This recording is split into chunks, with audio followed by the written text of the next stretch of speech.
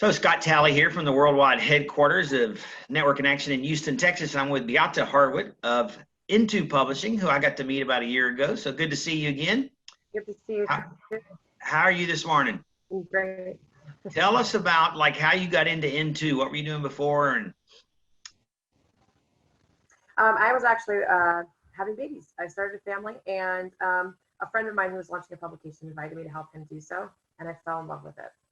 that is awesome. And I know over the time that you've had it, 3 or 4 years here, you've got it's almost been 5 years now, hasn't it? You've got to have a story you love where some customer really benefited from their partnership with you. Absolutely. Now, especially with coronavirus, this is just what the product is designed to do. Recession-proof businesses that are word-of-mouth driven are a great partnership for us, and this is what makes the whole thing go around. We're working with word-of-mouth communities, and the integrity of the content comes from that word-of-mouth.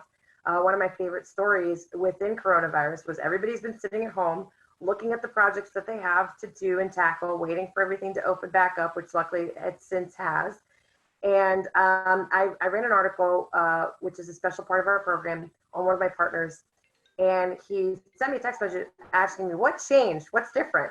I said, what do you mean? And he says, I just got 3 phone calls in one day asking for me to come out. He's a contractor. He's a custom home builder. Wow.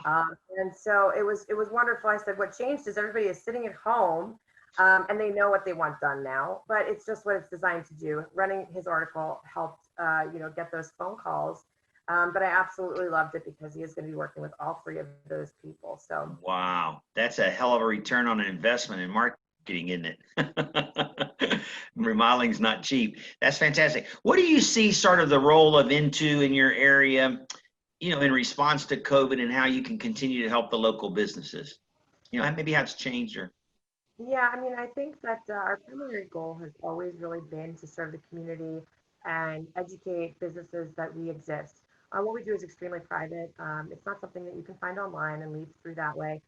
It's hyper-targeted as well. And these are residents who have a ton of trust in our keeping the content private. And for that reason, what we found that works really well is just staying connected with local business owners. There's always a cycle for every business, right?